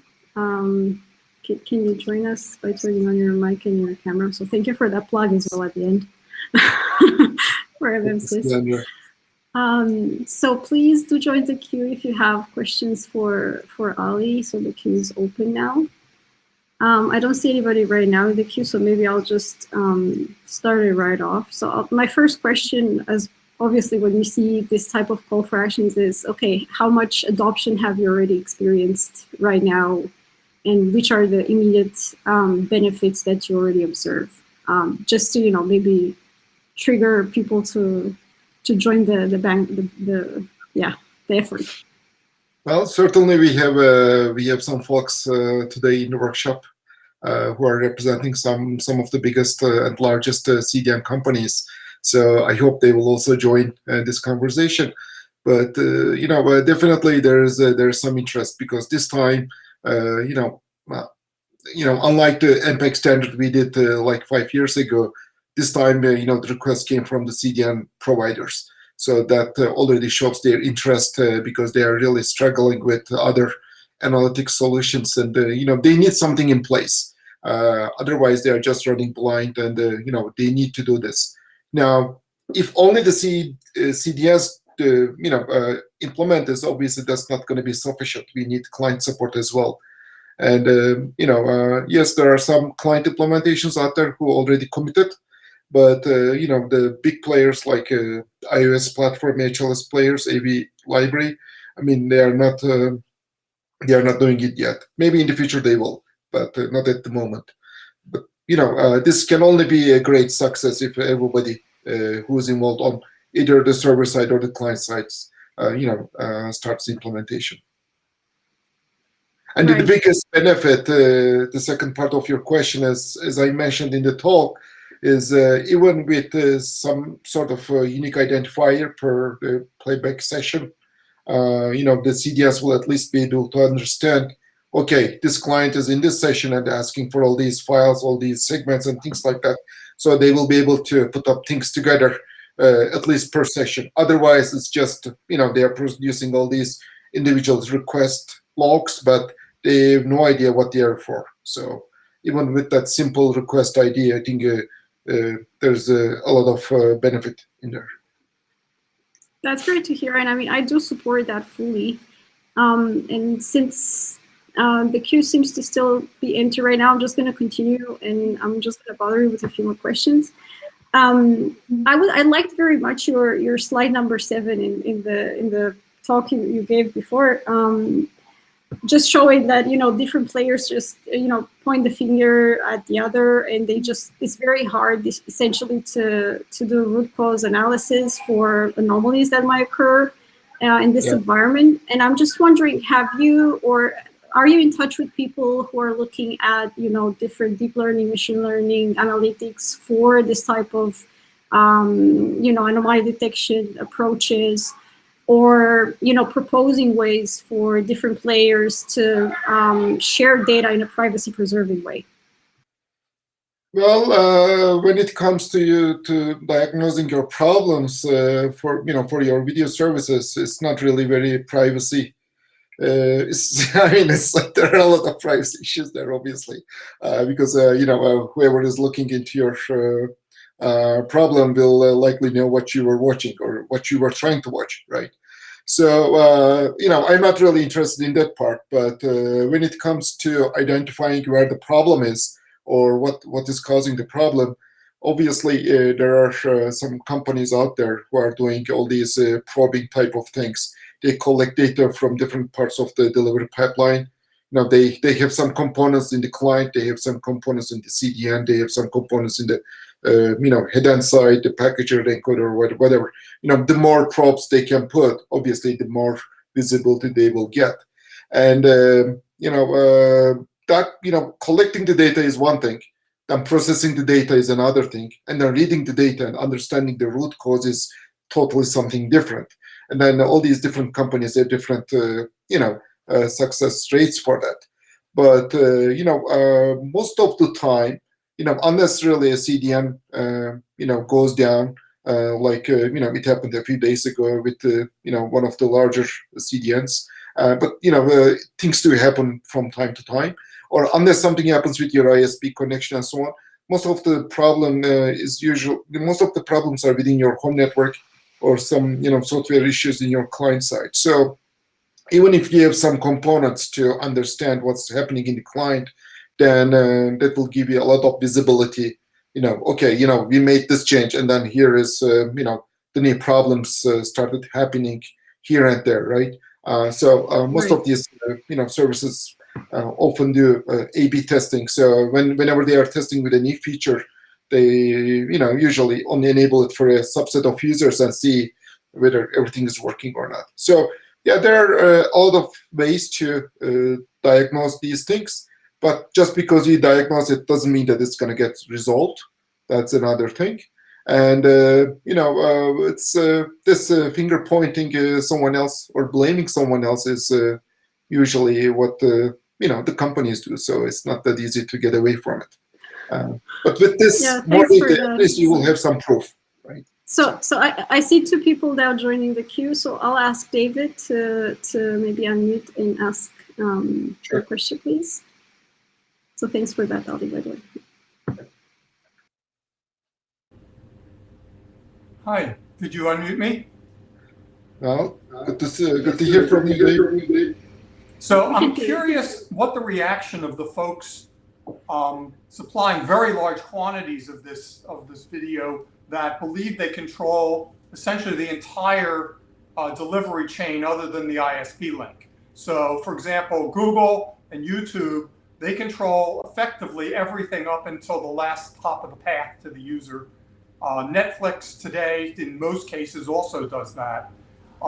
Do they see value in this kind of an approach, or only for people who, for example, the origins and the content owners are contracted with separate CDNs for delivery? Well, okay, I'm getting some echo. Maybe you might want to wait. So the larger set of benefits are for those people who, in the second bucket. For example, today we have Olympics, right? So the broadcast is coming from Tokyo, Japan, and then it's going to a bunch of service providers, video providers out there through multiple CDNs, everywhere in every country. Millions of are watching the content live. So in those cases, that's really the where the benefit is, because if something doesn't work, then now where things are falling apart. So for companies like YouTube or Netflix, essentially the problems are more limited in terms of where they can happen. Especially for Netflix, it's all on demand, so the content is already encoded, packaged, and it has been tested. So if something goes wrong, it's probably going to be in your home network, or maybe the ISP is the bottleneck at that time. So it's going to be relatively easy to figure that out.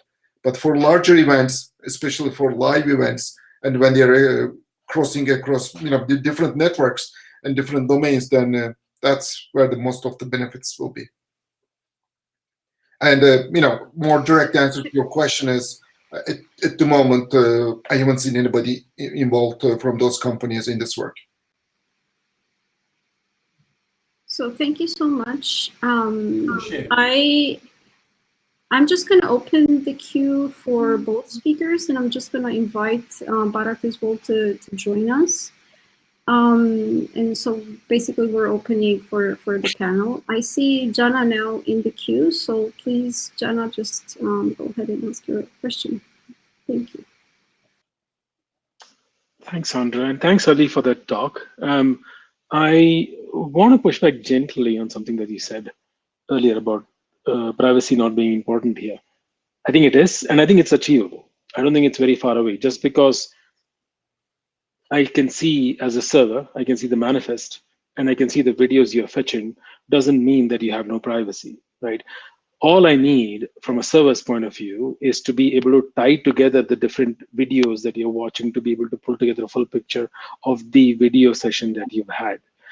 So if one of the problems I have as looking at logs at a CDN, I work at Fastly, is basically being able to pull together the different chunks that you requested as a client.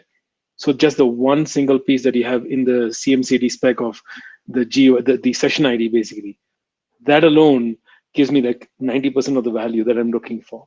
So if I'm able to tie together just that single video session, that helps me tremendously, because it shows me the bit rates that you've used. I mean, of course, the bitrate being explicit would also be useful, because otherwise you have to infer them from the object names to figure out what the bitrate might be, and so on. But those two pieces of information are hugely useful, and I think they can be done as you I imagine that the spec does that in a privacy preserving way, meaning that the session ID doesn't actually include the client's IP address in there or the timestamp directly.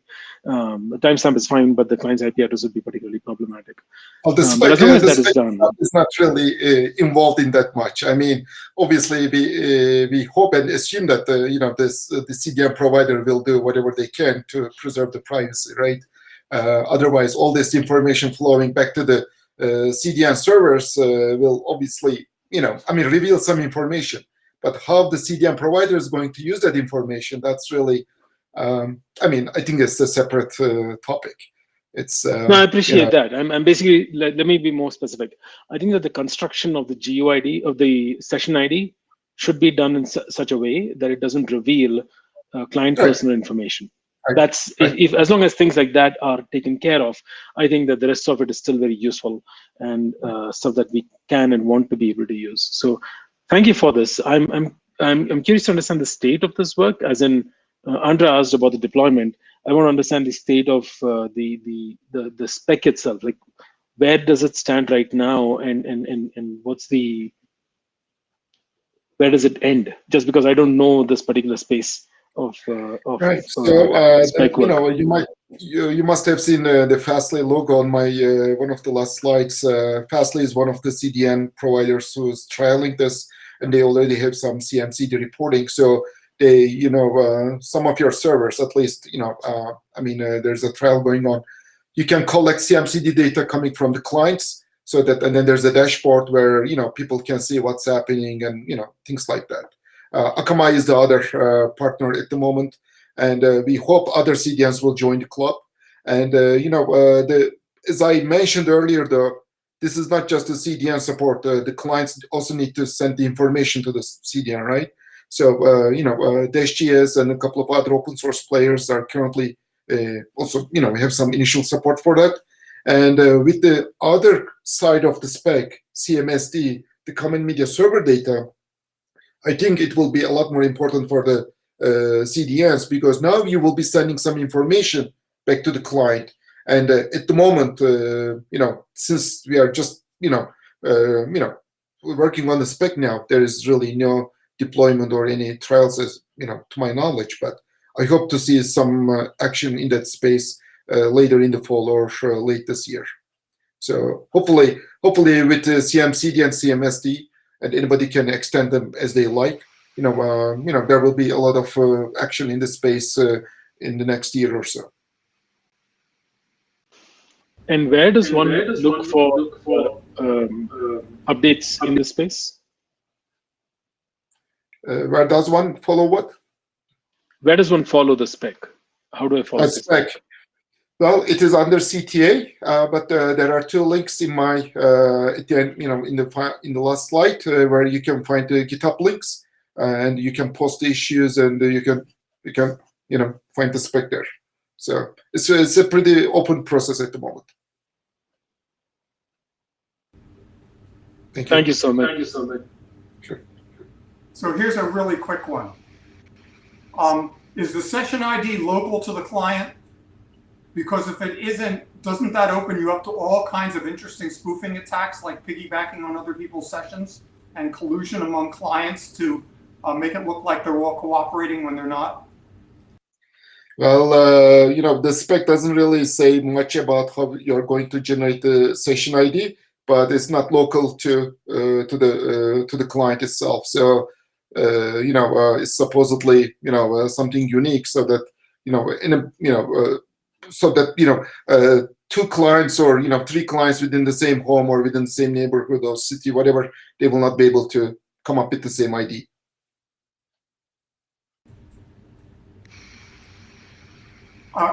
Just a quick suggestion that you do a security analysis of the scope of session IDs and how they can be abused. Yeah. That's important, certainly. And you don't want to send wrong or bad intended information back to the CDN, because with your information, the CDN might take a different action. And obviously, the CDNs must be careful about what they process once this information comes from the clients. So that's one very big issue with this whole thing. So thanks so much. I don't see anybody in the queue right now, so I'm just going to take. Oh, I do see Jana. Jana, please go ahead. I'll keep my question for a bit later. Oh, no, sorry. I didn't mean to take away from your question, Andrea. If you had a question, go ahead. You were in line ahead of me. And you have the chair's mic, so.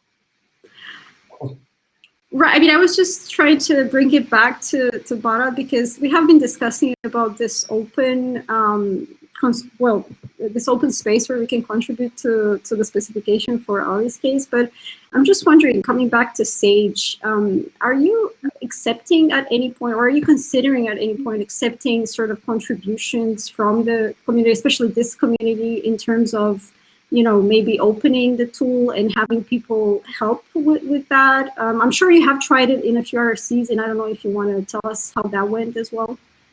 Yeah. Yeah, absolutely. Thanks. We would like to. We'd like to engage with folks in the community. We're kind of at this point where we've been working through the back catalog of relatively simple RFCs to start with.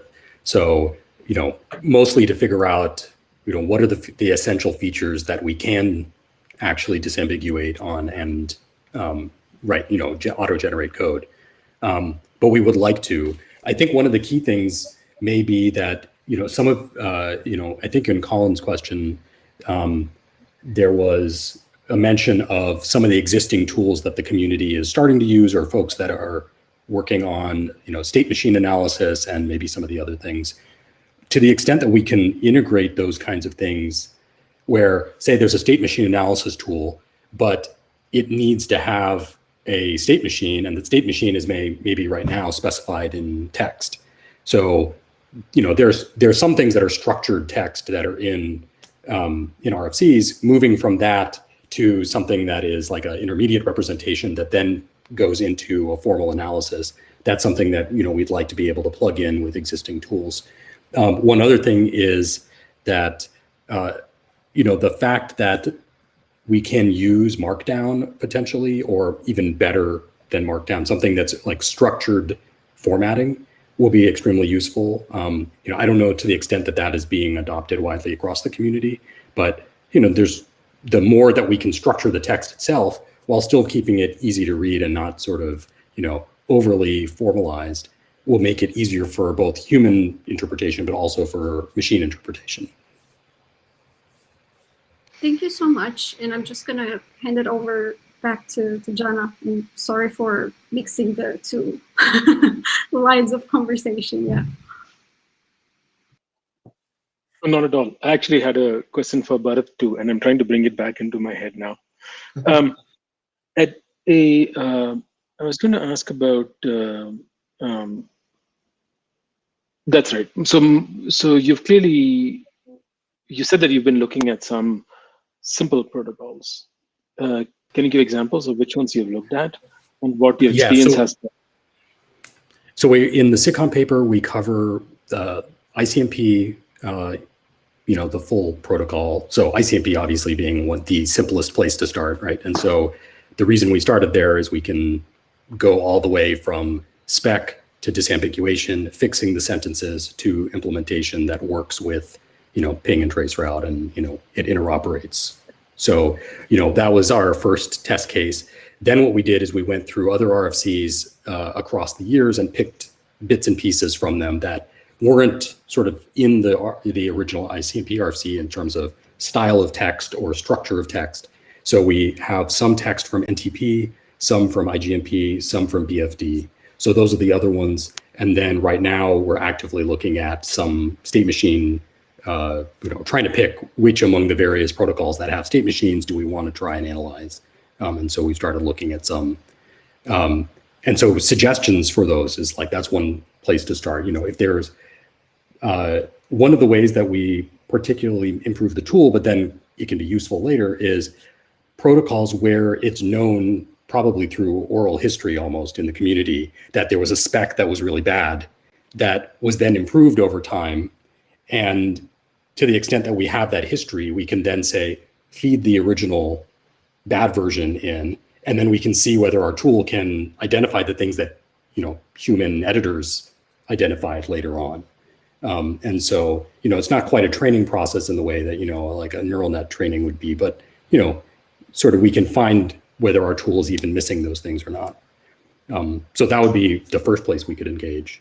That is actually an interesting one. So one point where you could insert that tool might be before, well, there's a few points in, it may not be in multiple RFCs, but in an RFC's life, you can catch it before it hits the RFC editor's queue. Mm-hmm. Because that's one place where a lot of English fixing happens. Is that the RFC editor will basically take a look and do a bunch of copy editing, and some ambiguity gets removed there. That's usually, yeah, I mean, that's one place.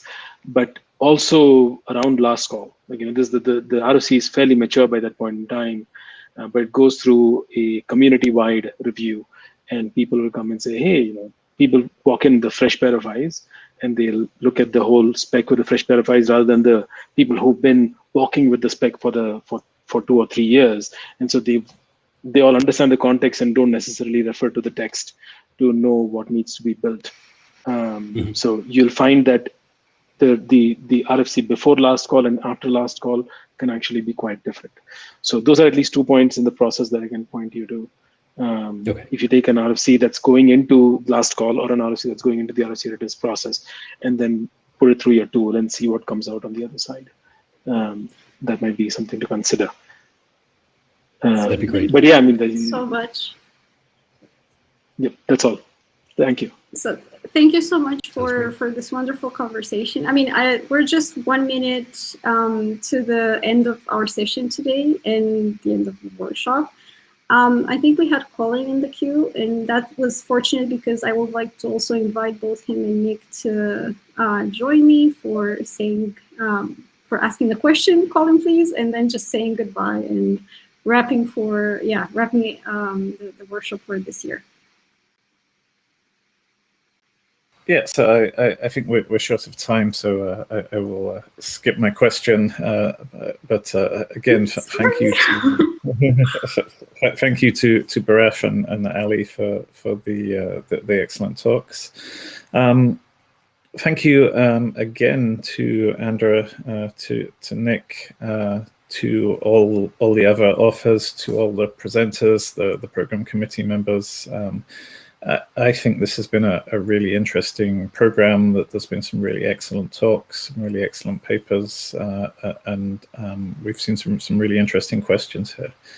And I have certainly learned a lot over the last 3 days of the workshop, and I hope other people have too. Thank you also to the sponsors, to Comcast, to Akamai for supporting the fee waivers, for supporting the workshop, and in going forward for supporting the IETF to help improve access and the diversity grants. Yeah, and if people have feedback about the workshop, if people have ideas for what to do in future, please talk to us. Please talk to me, to Andra, to Nick. I'd